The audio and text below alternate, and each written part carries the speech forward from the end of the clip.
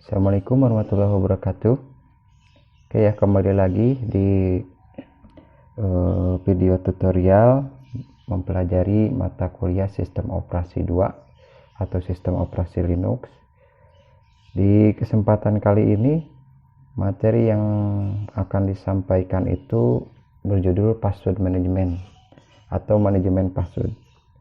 Nah, sebelum mempelajari materi Password Management, kita harus tahu dulu bagaimana memanajemen akun terlebih dahulu di Linux ya, karena setiap akun itu memiliki password. Nah, otomatis jika kita ingin menganalisis sebuah password ataupun ingin memanajemen password, kita harus setidaknya punya dulu sebuah akun pada OS tersebut. Dan alangkah baiknya jika akun yang kita pelajari di sini itu akunnya yang lebih dari 2, bisa 3 sampai ke 5. Nah, supaya nanti bisa terlihat perbedaannya. Oke, di materi sekarang dari tujuan pembelajarannya ini mengenalkan mahasiswa tentang konsep dasar autentikasi password pada Linux. Kemudian yang kedua mengenalkan pada mahasiswa sistem manajemen akun. Nah, di sini belajar bagaimana cara membuat akun, menambahkan akun, menghapus akun, kemudian membuat grup, kemudian memasukkan anggota ke dalam grup. Nah, itu di bagian manajemen akun. Kemudian tujuan ketiga, memahami konsep shadow password. Nah, shadow password ini adalah suatu sistem yang berlaku pada Linux. Fungsi shadow password ini sudah jelas untuk sistem keamanan pada password yang berada di OS Linux. Kemudian tujuan pembelajaran yang keempat itu mampu menganalisa kelemahan password dengan program password cracker yang ada ya. Jadi di tujuan pembelajaran nomor 4 itu nanti Anda semua bisa latihan mengetes kualitas password yang Anda buat, apakah passwordnya masih bisa ditebak atau tidak, dengan memanfaatkan tools ataupun program password cracker ya. Oke ya. Kita lanjutkan lagi. Nah, ini sebagai dasar teori. Nah, di sini untuk dapat mengakses sebuah sistem operasi Linux digunakan mekanisme password ya. Jadi rata-rata kalau di Linux itu kita ketika menyalakan PC, laptop atau komputer yang OS yang menggunakan Linux, pasti ketika halaman awal itu disajikan sebuah password untuk kita isi. Nah, karena password pasti pasangannya dengan username ya, ada username, ada password. Nah, itu semua ada di dalam sebuah akun. Kita bisa membuat akun itu lebih dari satu pada sebuah sistem operasi, baik itu Linux ataupun Windows ya. Setiap akun dia memiliki otoritas berbeda. Kita bisa mengubah otoritas tersebut. Nah, pengubahan otoritas pada akun itu nanti akan disampaikan di materi selanjutnya ya, bukan di materi sekarang. Kalau di materi sekarang kita belajar dulu bagaimana memanajemen akun. Setelah berhasil memanajemen akun, kita belajar memanajemen password yang aman. Pada distribusi Linux yang lama, password tersebut disimpan dalam suatu teks ya, yang terletak pada direktori etc, folder etc, di mana isi informasi akun disimpan pada file password ya. Jadi password ini adalah sebuah file, fungsinya untuk menyimpan informasi akun yang telah dibuat di OS Linux tersebut. File ini harus dapat dibaca oleh setiap orang atau word readable agar dapat digunakan oleh program-program lain yang menggunakan mekanisme password tersebut. Nah, ini ketika si file password ini pada direktori etc ini dibuka, itu tampaknya seperti ini ya, tampaknya seperti ini. Di sini ada nama akun ya, nama akun. Nah, ini informasi akun, nama lengkap akun dari sini ya. Nah, ini adalah baris-baris akun yang informasinya tersimpan dari file di dalam file password. Nah, di sini kita bisa lihat keterangannya. File pertama merupakan nama login. File kedua merupakan password, file ketiga user ID, file keempat grup ID, kemudian file kelima nama sebenarnya. Nah, inilah keterangan-keterangan dari informasi ini. Kalau secara kita buka secara biasa, ini emang kita belum paham ya, ataupun ini contoh file kedua ada password yang terenkripsi. Nah, di file kedua ini adalah password yang terenkripsi, kita nggak bisa baca. Walaupun sebenarnya password ini aslinya bukan seperti ini, tapi ini adalah hasil dari enkripsi, ya, hasil dari enkripsi. Boleh kita lanjut lagi, kita pelajari lagi teorinya. Kemudian password login yang terdapat pada file password folder etc dienkripsi dengan menggunakan algoritma DES ya. Jadi algoritma yang dipakai untuk mengenkripsi password pada Linux itu yaitu menggunakan algoritma DES. Jenis algoritma enkripsi itu masih ada banyak ya, tidak hanya algoritma DES saja. Misalkan ada algoritma enkripsi MD5 ya. Kebetulan kalau di Linux yang dipakainya itu menggunakan algoritma DES. Jadi teknik enkripsi ini adalah teknik untuk memanipulasi sebuah password supaya ketika dibuka passwordnya tidak bisa langsung terbaca ya, dienkripsi menjadi acak-acakan katanya. Meskipun demikian, hal tersebut tidak mengurangi kemungkinan password tersebut dibongkar atau di-crack atau dibajak, diretas ya. Meskipun sudah dienkripsi menjadi acak-acakan seperti ini passwordnya, tidak mengurangi kemungkinan password tersebut dibongkar atau di-crack, karena penyerang dapat melakukan dictionary based attack ya, dictionary based attack ya, dengan cara diantaranya menyalin, mengcopy file etc password tersebut, kemudian menjalankan tools atau program-program yang mampu membongkar password. Contohnya adalah toolnya adalah John the Ripper ya.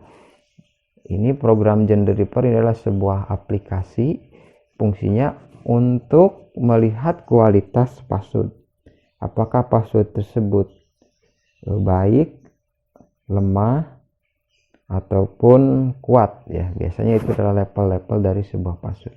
Dites kekuatan password tersebut dengan aplikasi John the Ripper.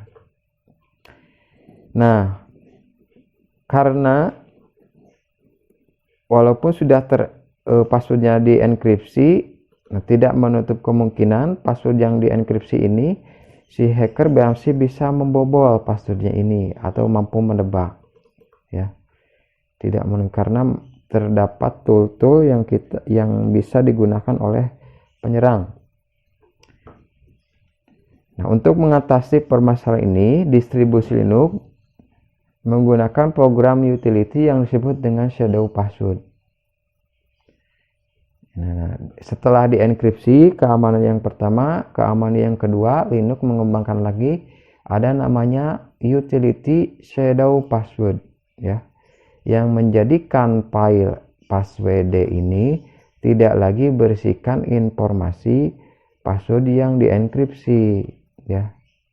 Jadi ada lagi pengembangan ya, pengembangan teknologi baru untuk mengamankan password setelah dienkripsi, yaitu shadow password. Nah, shadow password, fungsi shadow password ini berisikan informasi password yang telah dienkripsi. Informasi ini disimpan pada file etc shadow yang hanya dapat dibaca oleh root. Nah, jadi ini ketika di etc password tampilannya seperti yang di atas. Nah, di etc shadow tampilan akunnya jadi seperti ini. Nah, awalnya ini password ini dienkripsi. Kalau di deskripsi kembali itu password masih bisa kita lihat ya. Nah, kalau ini sudah di shadow sehingga tampilannya menjadi sederhana ya. Jadi ini tampilan yang sudah dienkripsi, kemudian ini yang sudah yang dienkripsi kemudian dibuat shadow lagi, jadi tampilannya sederhana seperti ini. Nah, ini adalah 2 tingkat keamanan yang diberikan oleh sistem operasi Linux dalam menjaga akun, dalam menjaga passwordnya supaya tidak mudah untuk diretas. Dengan demikian, penggunaan shadow password akan mempersulit attacker untuk melakukan dictionary based terhadap file password. Nah, dengan adanya shadow password akan mempersulit seorang attacker untuk melakukan dictionary based terhadap file password. Selain menggunakan shadow password, beberapa Linux juga menyertakan program hashing MD5 yang menjadikan password yang dimasukkan pemakai dapat berukuran panjang dan relatif mudah diingat karena berupa satu passphrase ya. Oke, lanjutkan lagi. Nah, di sini ada 11 poin, 1 sampai 11. Poin ini adalah berikut adalah cara kriteria yang dapat digunakan untuk membuat password yang baik ya. Jadi ini adalah poin-poin untuk merekomendasikan bagaimana cara membuat password yang baik ya. Karena baik password itu bisa diukur ya, bisa diukur. Jadi level password itu ada password yang lemah, ada password yang sedang, ada password yang kuat. Nah, di sini disediakan bagaimana arahan ya, rekomendasi dalam membuat password yang baik ya. Kalau mengandalkan tools atau mengandalkan program keamanan itu tidak cukup ya, karena ketika muncul security yang baru pada OS atau pada sistem keamanan OS tersebut, maka tidak lama kemudian kedepannya akan muncul lagi tool untuk meretas yang baru ya. Jadi terus saja ya, ada pengembangan keamanan, ada lagi pengembangan untuk peretasan ya, terus sampai kapanpun gak akan ada habisnya. Nah, untuk mensiasati tersebut, nah di sini ada poin-poin yang bisa Anda terapkan ketika ingin membuat password.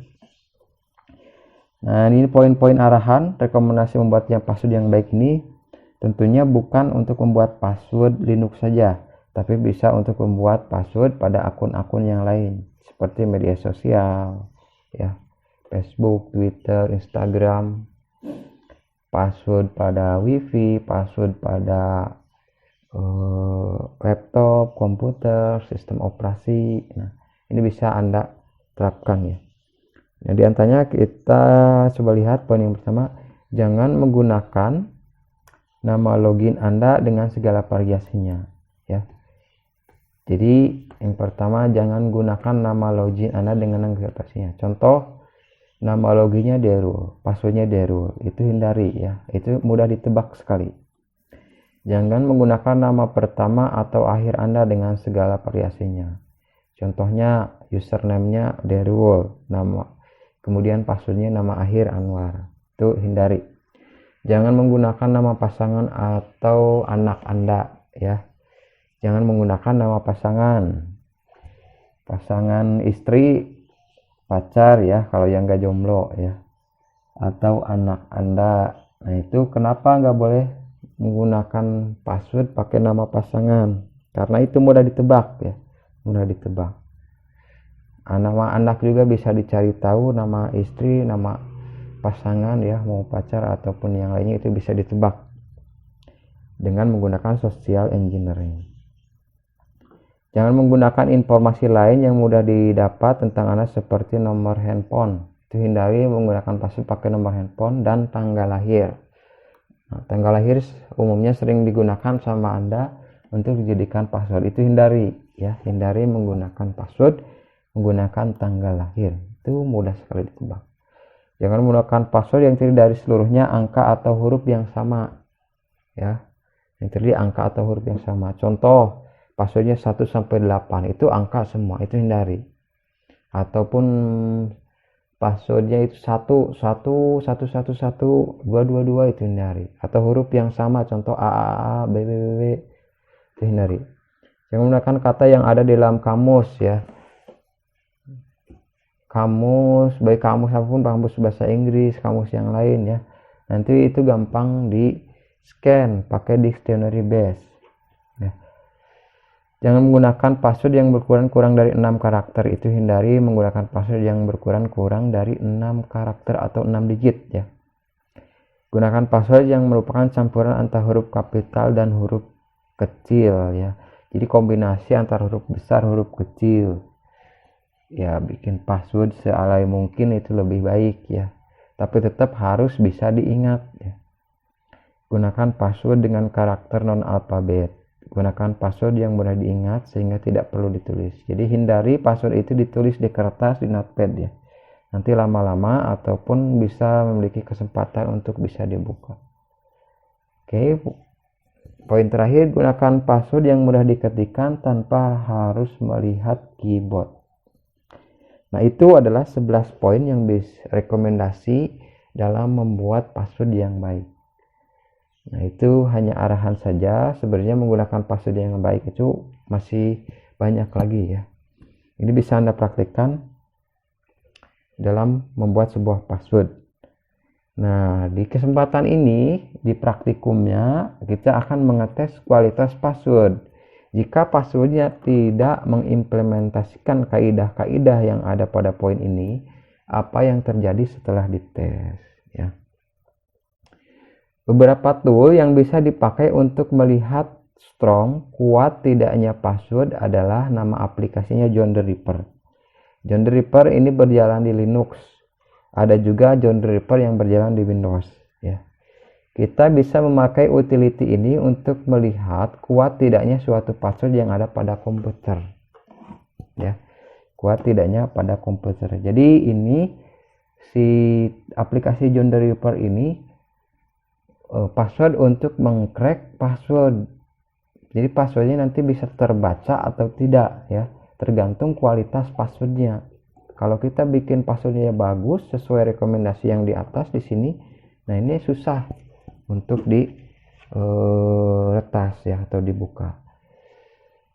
Nah, tool John the Ripper ini sebenarnya ini bukan untuk meretas punya akun orang lain, tapi ini adalah tool untuk mengetes kualitas password ya. Jadi bukan tool untuk menyerang password orang lain baik Facebook, tidak, tapi ini untuk mengetes apakah password yang kita pakai ini sudah bagus atau buruk gitu ya. Nah, itu teorinya sebelum kita mempraktikkan John the Ripper-nya ya. Oke, berikutnya di sini ada tugas pendahuluan bagaimana cara instalasi John the Ripper password. Ini nanti Anda jawab. Jawabannya Anda sertakan. Jelaskan cara penggunaan John the Ripper, apa kegunaan shadow password pada Linux. Ya. Ini nanti Anda jawab di lembar jawaban Anda.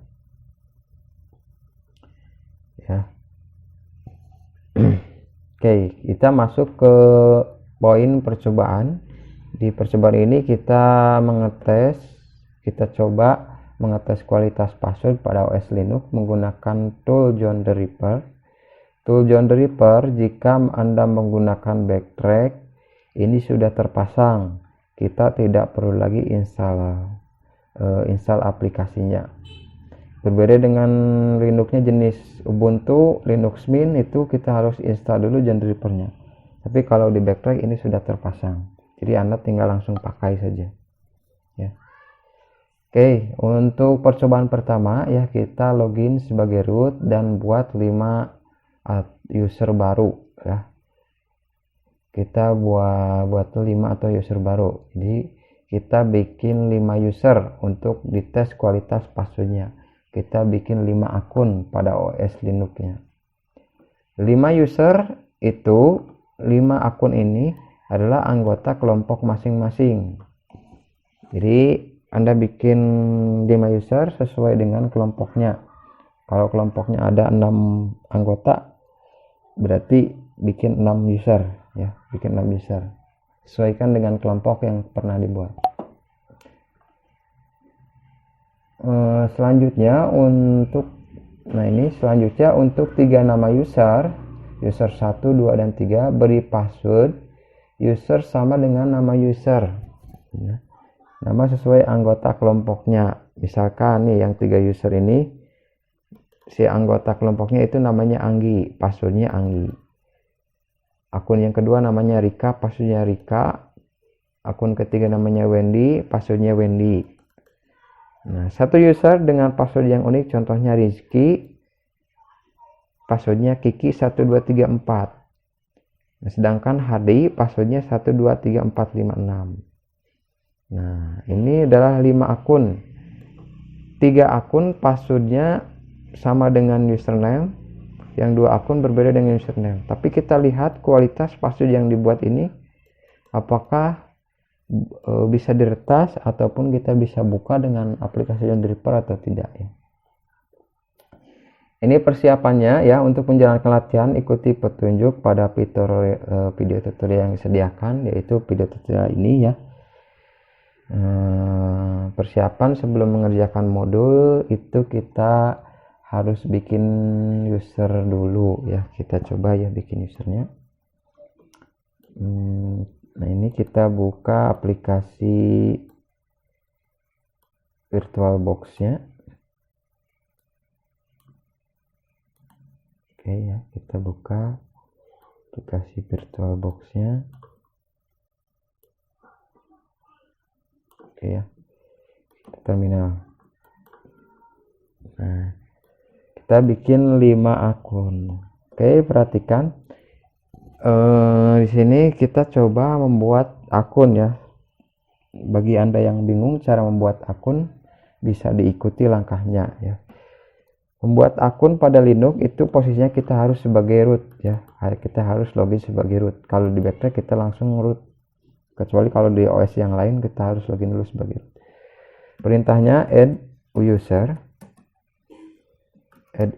kemudian diikuti nama user. Diikuti nama user ya. Contohnya akun yang pertama nama usernya Anggi. Add user, nama usernya adalah Anggi ya. Anggi ini, enter. Nah, setelah itu kita diminta untuk memasukkan passwordnya adalah Anggi lagi karena namanya usernya, passwordnya Anggi, enter. Ketik ulang Anggi.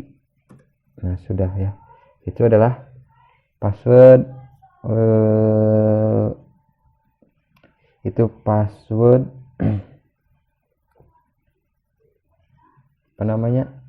password akun pertama, username-nya Anggi, passwordnya Anggi. Lalu kita diminta untuk mengisi informasi akun, full name Anggi Setia, misalkan room number contoh 24, nomor telepon kerja misalkan nomor telepon rumah, order akun pertama sepenuh correct, yes. Nah, kita sudah berhasil membuat akun Anggi. Oke, itu ya.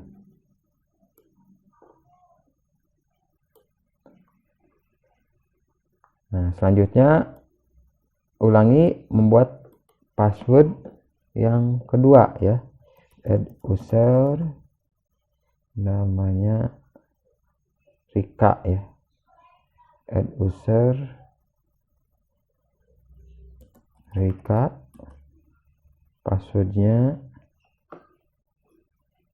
juga sama, Rika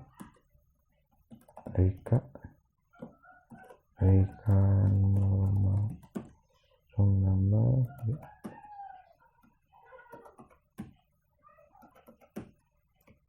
akun kedua. Yes. Nah, itu teknik cara membuat akun password ya. Akun password.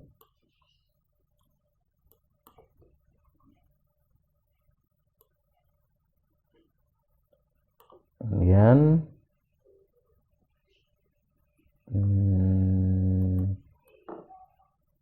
kita bikin password Kiki ya, Rizky. Kita bikin akun ketiga, add user, kita add user, nama usernya Rizky, passwordnya Kiki 1234, Kiki 1234 ya, pulpennya Rizky Nur Batur.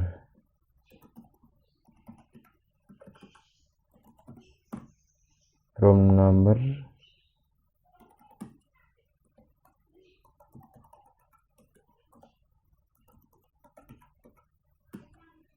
udah. Akun ketiga, yes. Nah, itu kita sudah bikin akun yang ketiga dengan passwordnya tidak sama dengan user. Nanti kita tes ya. Oke, lanjutkan lagi. Kita yang kedua ini buat grup ya. Add group, nama grup, yaitu grup ini.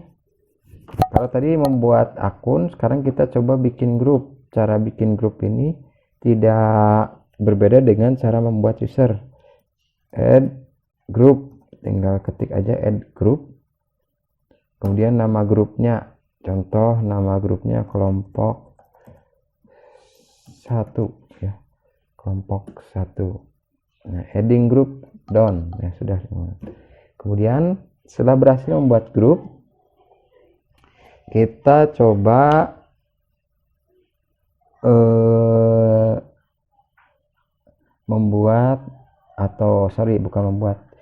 menyisipkan akun si user ke dalam grup ya. Menyisipkan user ke dalam grup. Misalkan tadi kita bikin akun di atas namanya Anggi, kemudian Rika dan Rizky. Nah, si Anggi, si Rika, si Rizky ini kita coba masukkan ke dalam grup kelompok 1. Caranya ketik add user, kemudian nama usernya siapa yang kita mau masukkan, contoh Rizky, kemudian spasi nama grupnya kelompok 1. Enter. Nah, si Rizky sudah ada di kelompok 1. Kita ulangi, add siapa lagi, Rika, kita masukkan ke kelompok 1. Nah, add user lagi terakhir, namanya Anggi, masukkan ke dalam kelompok 1. Nah, 3 user tersebut sudah masuk ke dalam grup ya. Cara masuk ke dalam grup ya. Itu cara manajemen akun ya, cara manajemen akun sebelum kita mengetes akun-akun tersebut apakah kualitasnya, passwordnya itu baik atau sudah buruk ya, kayak gitu. Oke, untuk tutorial bagaimana kita mengetes passwordnya akan dicoba atau dites, dipraktikkan di video part keduanya ya, video berikutnya, karena ini waktunya terlalu lama satu video ya. Jadi Anda tunggu di video part keduanya.